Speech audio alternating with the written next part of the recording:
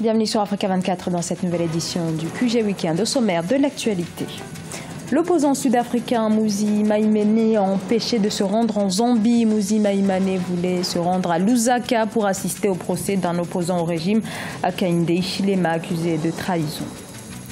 Chaque année, le secteur informel génère des milliers de dollars. Des pays, à l'instar du Rwanda, tentent d'élaborer des stratégies pour formaliser ce secteur crucial pour l'économie. Et le festival international de théâtre qui se poursuit au Bénin. Gros plan à suivre dans cette édition sur les intrépides, une mise en scène artistique des danses vaudounes.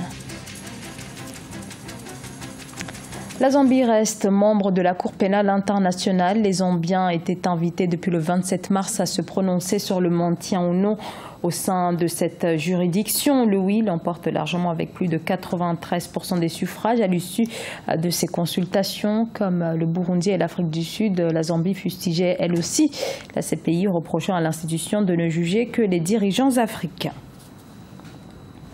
Et toujours en Zambie, les autorités ont empêché l'entrée sur le territoire à l'opposant sud-africain Mmusi Maimane. En cause, son soutien à Hakainde Hichilema, principal dirigeant de l'opposition zambienne actuellement en détention. Birama Saunera. L'opposant sud-africain Mmusi Maimane a été interdit de fouler le sol zambien le jeudi 25 mai 2017. À l'aéroport de Lusaka, les policiers lui ont signifié qu'il ne pouvait pas entrer sur le territoire zambien. Mmusi Maimane a été finalement renvoyé en Afrique du Sud. Il s'est rendu à Lusaka pour apporter son soutien au leader de l'opposition zambienne, Hakainde Hichilema, en prison. Tout ce que je voulais faire, c'était de pouvoir venir et soutenir un ami, un collègue, quelqu'un qui se bat pour l'état de droit en Zambie. Hichilema, qui est en détention, a été inculpé pour trahison et il pourrait être condamné à la peine capitale. En tant que leader de l'opposition, nous devons nous lever ensemble quand un régime devient une dictature. Devant l'ambassade zambienne à Pretoria, le chef de file de l'opposition sud-africaine a dénoncé le silence des dirigeants d'Afrique australe et de l'Union africaine face à la détention de Hakainde Hichilema. Pour les observateurs, l'accueil réservé à l'opposant sud-africain par les policiers zambiens suscite des inquiétudes. Ce qui devrait nous inquiéter à ce stade n'est pas tant l'hostilité entre les partis politiques en Zambie, mais comment Mmusi Maimane, un leader du parti d'opposition en Afrique du Sud, a été traité. C'est le traitement qui est le plus inquiétant parce qu'il a été harcelé par les forces de sécurité. Ses téléphones portables ont été pris et ainsi de suite. Et je pense qu'ils sont allés très loin alors qu'ils auraient simplement pu dire « Nous ne vous autorisons pas à entrer en vertu d'une politique d'immigration que nous avons ». Le leader de l'opposition zambienne est accusé de trahison pour avoir tenté de bloquer le convoi du président Edgar Lungu. Hakainde Hichilema est en détention depuis le 12 avril 2017. Plusieurs observateurs dénoncent la détérioration du climat politique en Zambie, caractérisé selon eux par la répression, le harcèlement de l'opposition et la restriction de la liberté de presse.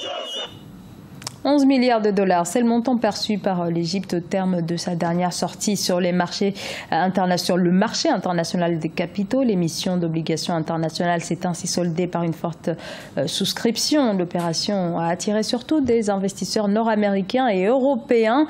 La demande était telle que les taux servis par les différentes tranches ont été plus faibles que l'écart de milliards de dollars émis en janvier 2017. Le commerce informel transfrontalier emploierait aujourd'hui près de 70% de la population en Afrique subsaharienne. Se pose dès lors la question de la formalisation de cette activité qui pourrait participer pleinement à l'intégration régionale. Reportage au fraterne Ndasia Sienga.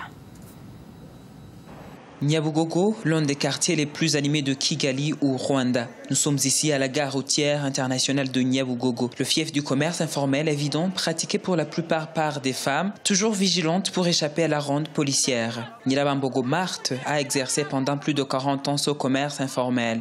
Cette femme de 64 ans a bénéficié avec d'autres femmes d'un point de vente fixe grâce au gouvernement rwandais. Les conditions n'ont jamais été faciles dans la rue. Je n'avais pas les moyens de payer une place fixe quelque part dans un marché. Je parvenais difficilement à subvenir aux besoins de ma famille. Maintenant, ça va un peu mieux.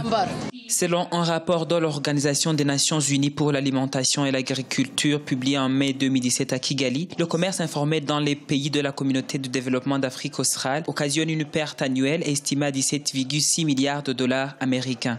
This is very significant. So which means if that Tout cela est très significatif et ça veut dire que si ce commerce n'est pas reconnu comme il se doit, nos pays perdent beaucoup en matière de développement socio-économique. Si c'est quelque chose qui existe, alors c'est aux politiciens de l'inclure dans leur planning.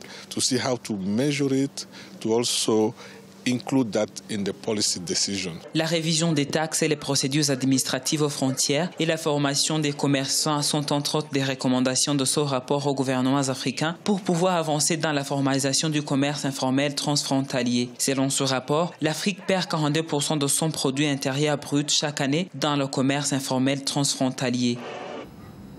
Plus que quelques jours encore pour assister au Festival international de théâtre du Bénin.